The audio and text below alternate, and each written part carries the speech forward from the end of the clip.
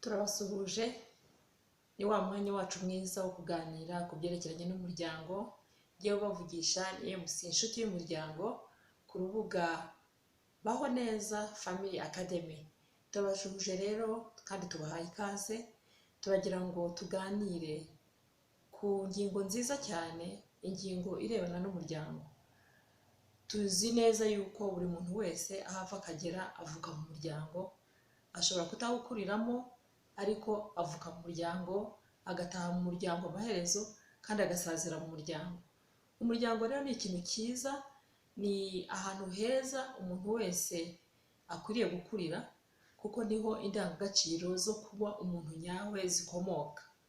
Ni byiza ko umuntu akurira mu muryango kuko umuntu avuka ari mutoya, bigasaba ko agira abamufasha gukura neza, akaba ariho yigira kubaho neza kugira ngo nawe azavemo umuntu muzima uzashobora kubyara abandi, nawe akabarera, akabaha indangagaciro zo kuba abantu bazima.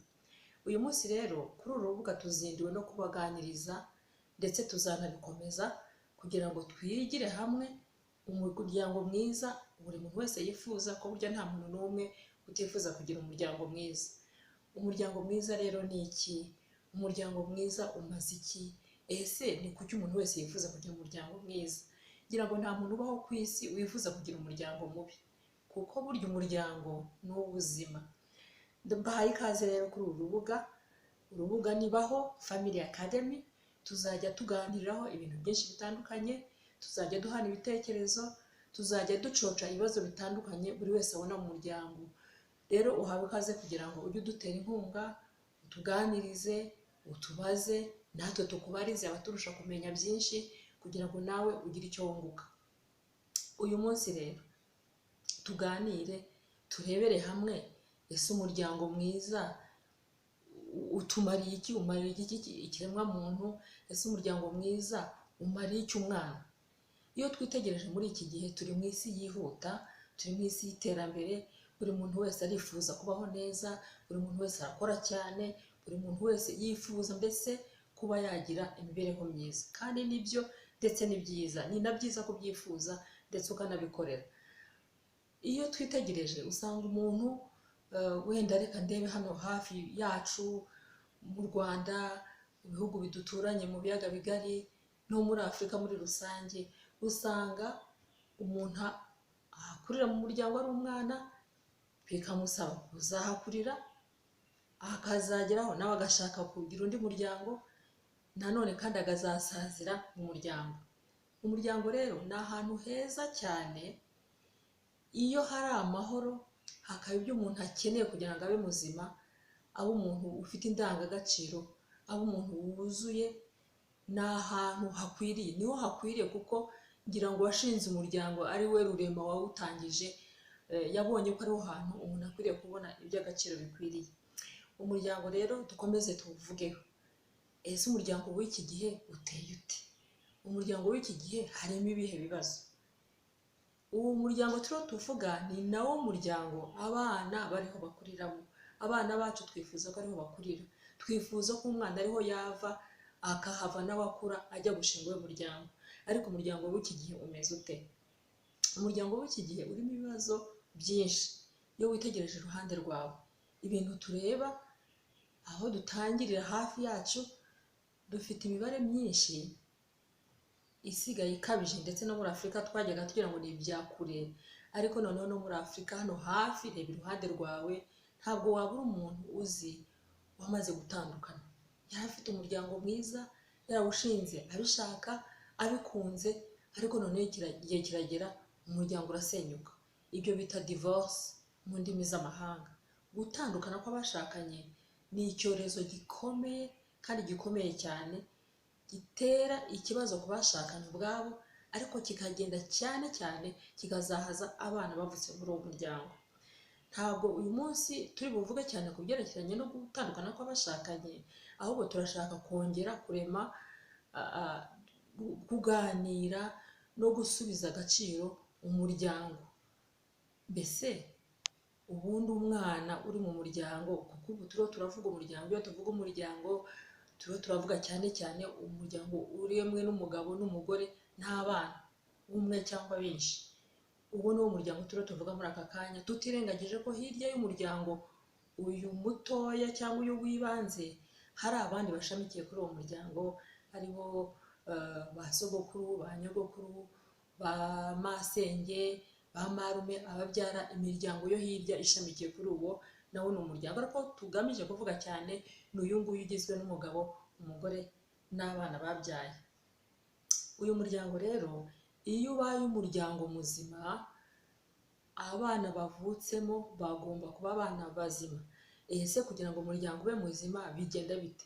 Buriya bikwiriye kuba byaratangiriye mbere cyane, kuko iyo turebye muri iki gihe umuryango mu Rwanda bariho mvuga cyane cyane ntabwo wahuye n'ibiwushegesha byinshi, kuko abantu bari abantu bakuru bari bariho kuva kera. Twanyuze mu bibazo bikomeye byatumye abantu bakuru benshi babura ubuzima, ku buryo abana benshi bagiye birera. Ariko turanashima Imana tugashima n'igihugu ko hari aho bageze bagafashwa bagakura, ubu nabo bakaba hari benshi bamaze kugira imiryango yabo. Ariko burya kugira ngo umuntu abe umuntu wuzuye, agira abakuru bamureberera bakamuganiriza, bakamubwira bati nyura aha, gira gutya. Ibyo ni byo bibwirwa umwana uri mu rugo. Umwana akabibwirwa na se, akabibwirwa na nyina, akabibwirwa n'abandi bantu bamukunda, bategereje ko hari icyo bariho barema muri we kugira ngo azabe umwana muzima, umwana uzagira icyo nawe yigezaho. Rero uyu munsi reka twongere tuvuge ngo ese umuryango wacu uyu munsi mu Rwanda, umuryango wacu muri Afurika, umuryango ku isi umeze gute?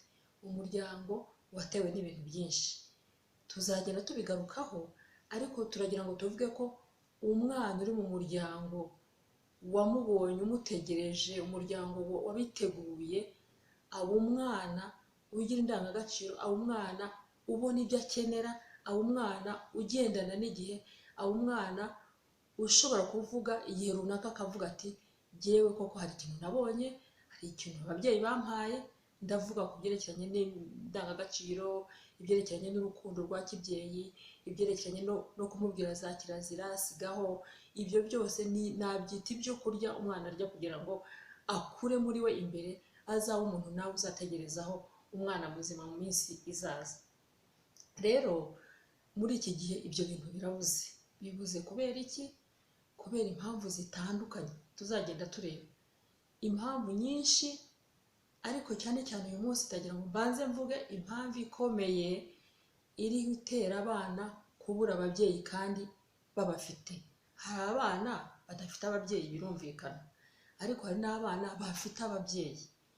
Ababyeyi ndavuga umugabo, papa na mama, ni abantu bafite inshingano zikomeye zo kwita ku bana babyaye. Uyu munsi biragenda bite? Uyu munsi bimeze bite? Ubwo uganira n'umuntu akabwira ati rega urabona ibintu biragoye, abantu barazinduka biruka, ugataha nawe unaniwe. Nibyo. Abandi bakabwira ati rega nta n'ikibazo kuko dufite abana dusigira abandi bana, ukumva nyine arakivuze. Hari abantu baba mu ngo zacu, tugira umugisha babagira, kuko abo bashobora kudufasha muri gahunda zacu zitandukanye kandi koko bikatugirira akamaro. Ariko iyo haje ikibazo cy'abana, usanga hari ababyeyi kubera izo mpamvu nyine zo kuba bafite ibintu byinshi bituma bajya gukora hanze, bagataha koko bananiwe, usanga baribagiwe cyangwa se inshingano zo kureba kuri wa mwana uzavamo undi muntu mukuru ejo, zabuze, zatakaye, zituzuye.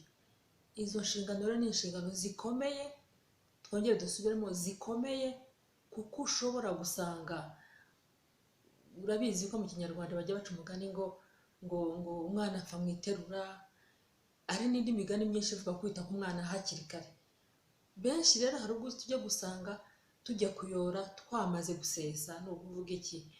Wagiye ko kurakora, ujya hanze uragerageza, urashakisha, ariko ntiwibuka kumenya wa mwana wasize, ntumenya ngo byagenze bite, ukaza unaniwe koko, bikaba bityo ukazajya kwibuka umwana ari uko yagize ikibazo.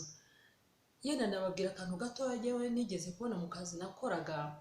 Hari ubwo ushobora guhura n'abantu cyangwa umuryango ufite ibintu byinshi, ufite ndetse ibintu by'ubukire bigaragara tuzi, ariko ukajya kureba ugasanga umwana ashobora kugira imirire mibi kandi bafite ibintu bafite abo bantu babafasha basiga ku rugo ku mpamvu zitandukanye. Imirire mibi tuyivuze ubu ngubu twavuga byinshi, ariko iterwa n'ibintu bitandukanye. Ariko ikintu cya mbere ni uko umwana nyine hari intungamubiri yakaba afite mu mubiri we atabonye. Kuki se atazibonye kandi urugo ruzifite? Ese ntihaba hari ahantu umubyeyi yaba atarakurikiranye neza umwana akazagira ikibazo umubyeyi ntabibone? Benshi babyita ukundi, ariko nyamara ikibazo gihari. Reka tureke kuvuga imirire mibi, tuvuge n'ibindi. Imyitwarire mibi, imico mibi.